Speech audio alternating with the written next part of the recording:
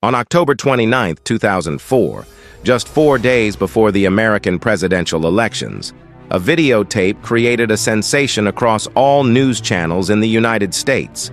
The person in the video was Osama bin Laden, and in it he directly talked about the country where he carried out his biggest terrorist attack. Moreover, he admitted in the tape that he was responsible for the September 11th attacks. This tape caused immense grief throughout the entire American nation, because the person who had carried out the biggest attack on their country was still safely hiding somewhere.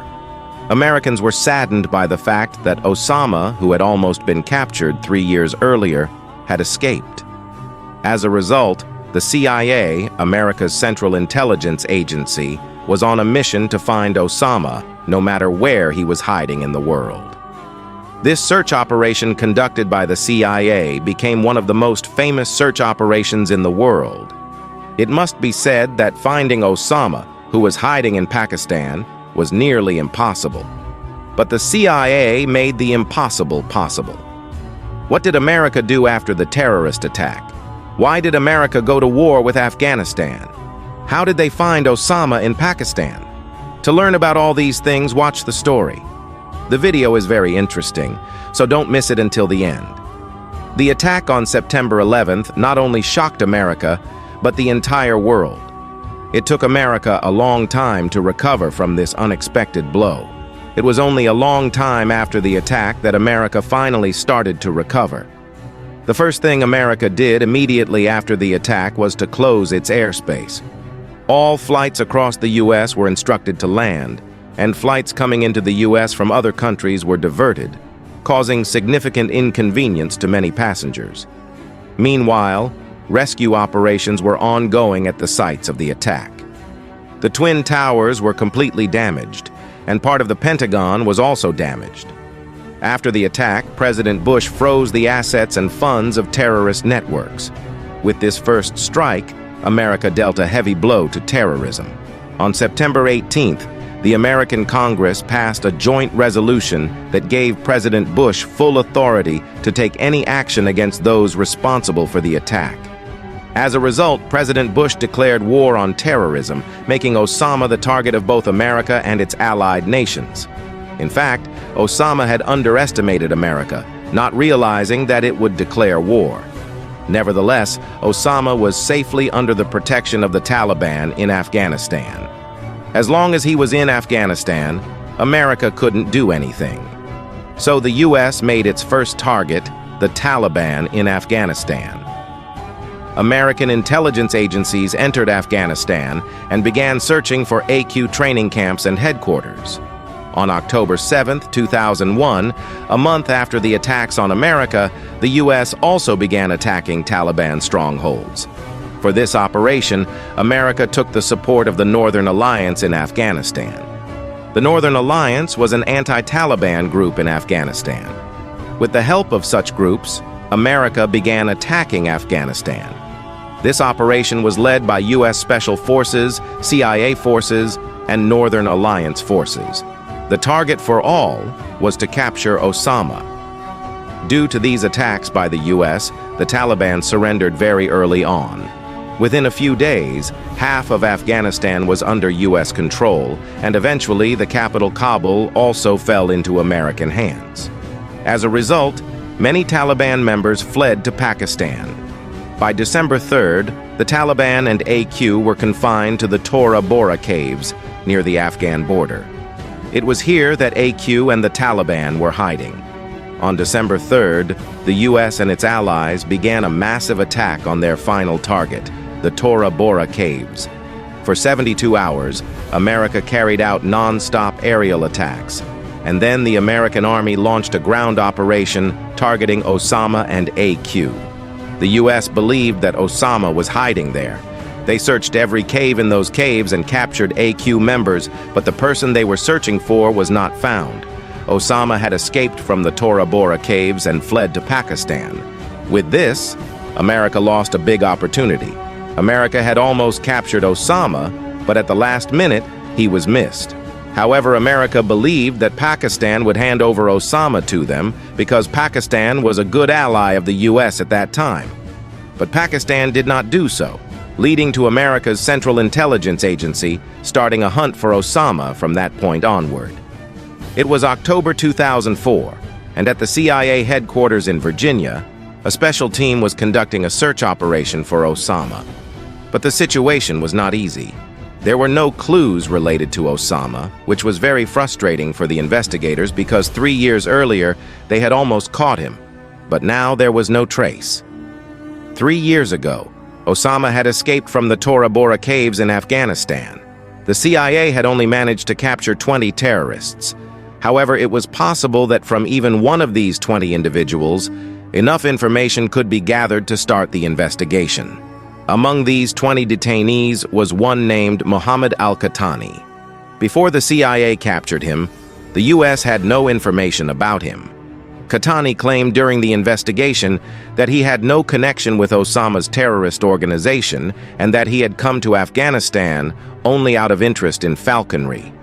But when investigators took his fingerprints, they matched with the prints in their systems. This match provided crucial information about him.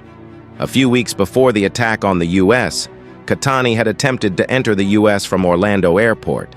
On that day, he had $3,000 in cash with him and was traveling on a one-way ticket. This made a customs officer suspicious, and Qahtani was not allowed to enter the U.S. Investigators discovered another detail. On the same day, a call was made from Orlando Airport to an AQ telephone number in the UAE. The fact that this call was made on the same day and that Qahtani was present there raised further suspicion among the investigators. As a result, the FBI examined the CCTV footage from Orlando Airport to determine Qahtani's connection to AQ. This effort was successful. In the CCTV footage, investigators saw a car. Upon investigating the car, they found out it was a rented car. The person who had leased this car played a key role in the September 11th attacks, Mohammed Atta. He was the one who piloted American Airlines Flight 11 and crashed it into the North Tower of the World Trade Center. Atta had come to Orlando Airport to pick someone up. According to the investigation, Atta had come there to pick up Mohammed al-Qahtani. It was also revealed in the investigation that Qahtani was supposed to be one of the hijackers, but the customs officers did not allow him into the country. Among the 20 hijackers that were planned, he was supposed to be one of them. According to Osama's plan, he was supposed to be on United Airlines Flight 93. This flight crashed before reaching its target. Despite all the cover-ups, Qahtani was found by America. They discovered that he was a key figure in AQ. As a result, the CIA interrogated Qahtani to extract crucial information about how AQ operates. Along with this, Qahtani unknowingly provided the CIA with extremely important information. In an American investigation, it was revealed that Khalid Sheikh Mohammed had planned attacks on America, leading to his arrest by the U.S. in 2003. Before planning these attacks on America, Khalid Sheikh Mohammed introduced a person named Abu Ahmed al-Kuwaiti to Osama bin Laden. This information provided by a detainee was crucial for the CIA, but the CIA didn't realize its significance at the time. The CIA had no knowledge about Abu Ahmed al-Kuwaiti, and despite efforts to gather information on Osama bin Laden, they found no useful leads. As a result, the CIA began mapping out who Osama was in contact with. They collected phone calls from all of Osama's relatives in the U.S., but no one was in touch with Osama. This led the CIA to map how Osama was communicating with Al-Qaeda, AQ members. In the following days, many video and audio tapes related to Osama were released. In these tapes, Osama was directly addressing AQ members, leading the CIA to realize that Osama was communicating with AQ members through these videotapes. Therefore, the CIA devised a new strategy to find Osama by tracking the courier network transporting Osama's tapes. In January 2004, Kurdish security forces arrested a person named Hassan Gurl, who was carrying a letter with Osama's name on it. The Kurdish forces handed over Hassan to the U.S., and after the CIA interrogated him, They realized that the person they were looking for was already on their radar, and that person was Abu Ahmed al-Kuwaiti. According to Hassan, this person was working as Osama's personal courier.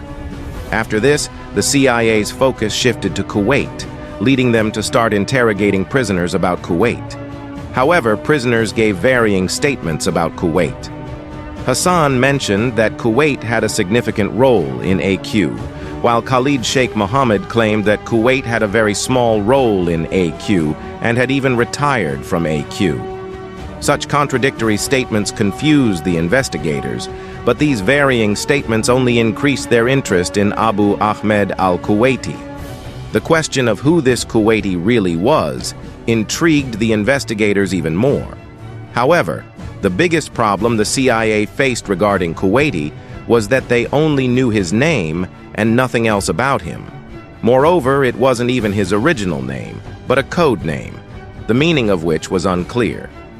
Despite extensive investigation, the CIA could not obtain any information about Osama or Kuwaiti from the detainees. Even though they used harsh methods during interrogations, no information surfaced. But the next clue to finding Osama came not from the investigation, but from outside.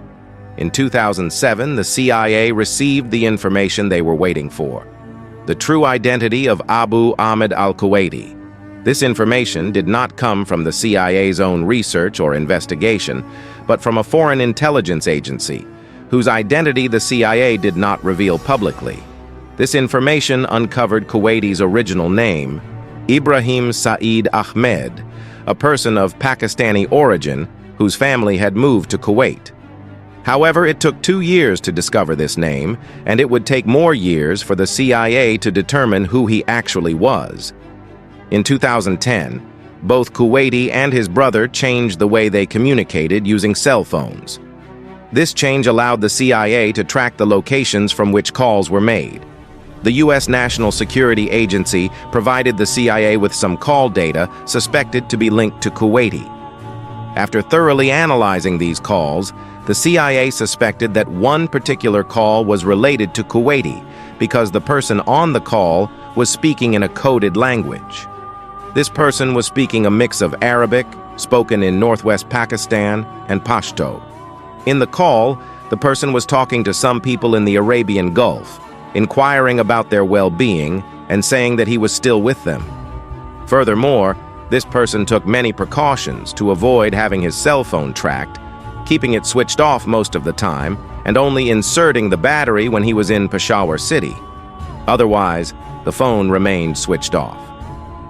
All the qualities of Abu Ahmed al-Kuwaiti matched with this person on the phone call, leading the CIA to confirm that this person was indeed Abu Ahmed al-Kuwaiti, alias Ibrahim Saeed Ahmed. The CIA carefully monitored Kuwaiti's movements and confirmed that he was working as Osama's main communication transporter. After confirming the identity of Kuwaiti, the CIA began efforts to locate him. By carefully analyzing the cell phone calls and tracking the location of the call, a ground operation to trace Kuwaiti was launched. As expected, this operation was successful.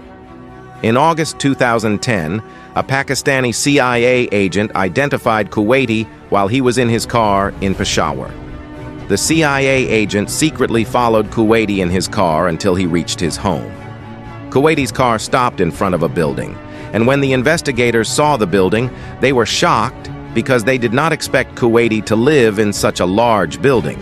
The initial CIA strategy was to carefully monitor Kuwaiti from his home until he reached Osama's house and to track him.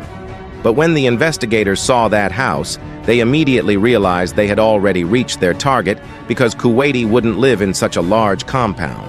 So, the house belonged to none other than Osama, and Kuwaiti was also living there. With this, the CIA successfully completed their work. The CIA had successfully identified Osama's hiding place. The CIA immediately prepared a report and placed it on the table of then-President Barack Obama. As soon as the president learned about this, he gave the green signal for a military operation. This operation aimed to either kill Osama or capture him alive and bring him back to the U.S. Any mistake in this operation could waste years of the CIA's hard work. Therefore, the U.S. didn't share any information with Pakistan, its ally at the time. The U.S. planned to complete this operation without the knowledge of the Pakistan government, military, or anyone else, because if the Pakistani government found out, there was a chance they might inform Osama, allowing him to escape to another location. There was a Pakistani military camp near Osama's house, so any mistake could alert the Pakistani military. Therefore, this operation had to be conducted with utmost secrecy. For this operation, the CIA selected top commanders from the U.S. forces,